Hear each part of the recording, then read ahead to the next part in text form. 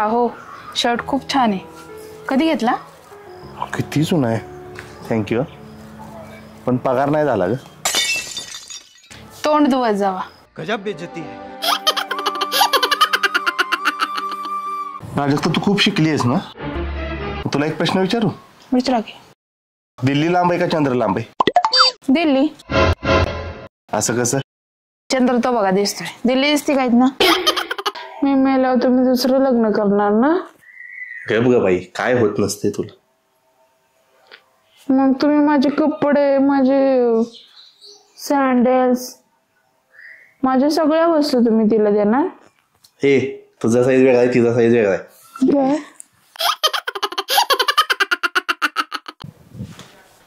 तुम्ही माझ्यासोबत प्रेमाने बोलणारे का विष पिणारे? कुठे विष?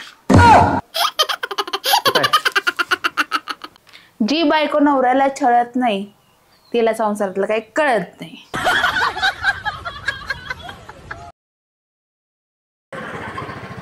बोला की. सांगलीला जायचं होतं. मग जावा की. सगळ्यांना काय सांगत बसलाय? हे काय लावलंय तुम्ही सासू सोनानी बघल तेव्हा भांडायचं? तुला सांगितले का नाही माझ्या आईला तुझ्या आईसारखी समजून राहत जा म्हणून? बर, आईला सांगा मला चहा आणि बिस्किट द्यायला.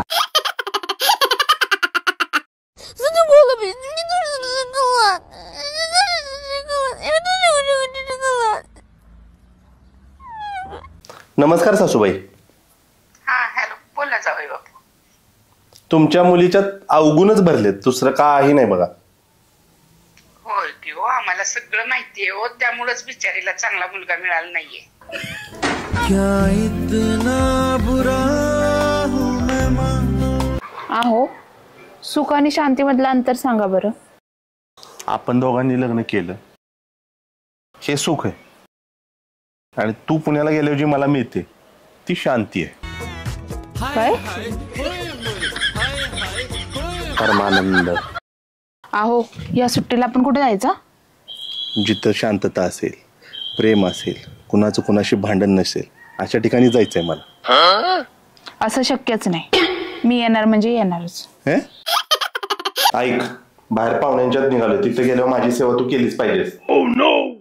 पाहुण्यांची सेवा करू का इथंच करू? येतच नाही. गजब बेइज्जती. तुम्ही जर मला हसवलं तर मला तुम्ही सोन्याची अंगठी करायची. काय तोंड केले आता मी हसले. चला अंगठी करायचं. चला चला. स्वर्गात जायचं असेल तर आईचे पाय दाबा. मग ती आपली आई असो किंवा आपल्या मुलांची. असंच पाहिजे. लय शहाणपणा करायचं नाही, लय पुढे पुढे बोलायचं नाही. हाईटला तरी मॅच होत आहे का? चला.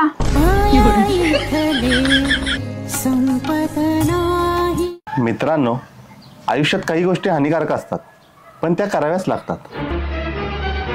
उदाहरण? लग्न.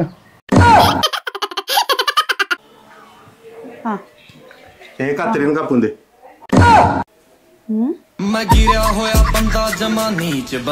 डॉक्टर तुम्ही म्हणले होते माझं ऑपरेशन करायचंय, त्याला किती खर्च येईल? 2,70,000.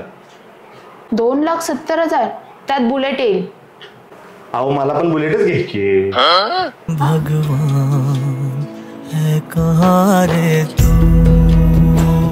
जेव्हा माझं यांच्याशी भांडण होतं तेव्हा असं वाटतं यांच्याशी बोलावंच नाही, पण परत विचार येतो यांच्याशी नाही बोललं तर भांडणार कोणासोबत?